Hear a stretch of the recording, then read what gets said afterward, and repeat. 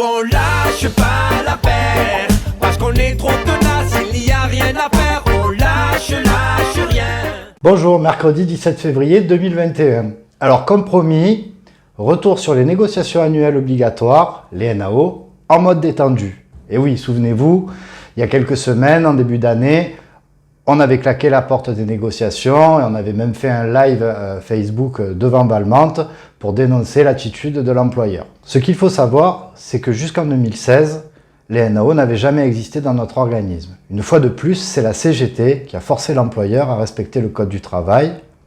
Et donc nous vous avions remis à l'époque un questionnaire qui nous avait permis d'élaborer le cahier revendicatif. Une quarantaine de revendications avaient alors émergé. Une vingtaine avait été retenue sur le protocole, que nous avions d'ailleurs signé. Et là, problème. 3 ans après, on se rend bien compte que l'employeur n'a pas respecté une grande partie de ses engagements à l'issue de la durée de validité de l'accord. Alors en 2020, on revient à la table des négociations en reprenant et en mettant à jour les revendications issues du terrain.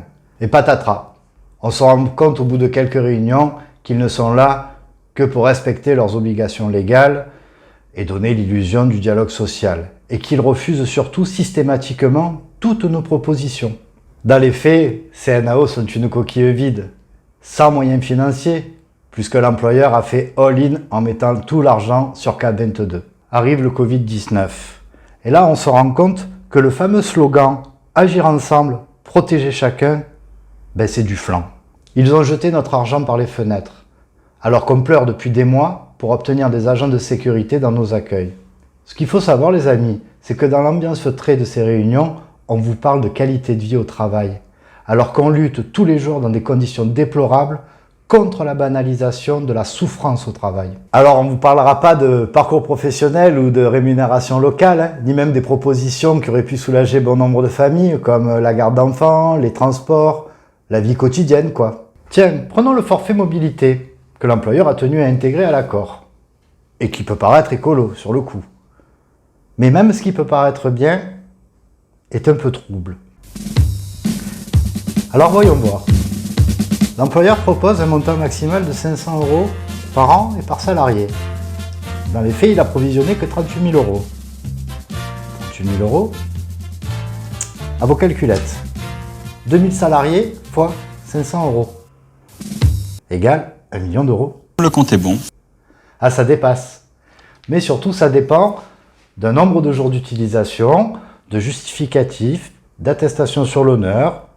Bon, alors vous l'avez compris, on se dirige plus vers un tri sélectif et peu de bénéficiaires à l'arrivée. La réalité, c'est que ça fait plus de 10 ans qu'on nous éloigne de nos lieux de travail, après plusieurs restructurations. Alors l'empreinte carbone, c'est pas vraiment la priorité de l'employeur. En conclusion, il nous parle de développement durable ou de dialogue social. Mais en face, du côté de l'employeur, il n'y a que du mépris, des beaux discours, des beaux slogans, mais rien derrière. On a une fois de plus la preuve qu'il faut augmenter le rapport de force en faveur des travailleurs. Alors adhérez à la CGT, continuons de nous organiser, et vous le savez, on lâche rien.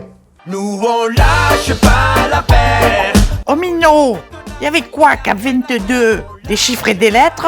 Il y avait Patrice Lafont? Oh, tu sais que c'est un Marseillais, hein? Je lui passe le bonjour de Monique. Parce qu'on est trop tenace, il n'y a rien à faire, on lâche rien.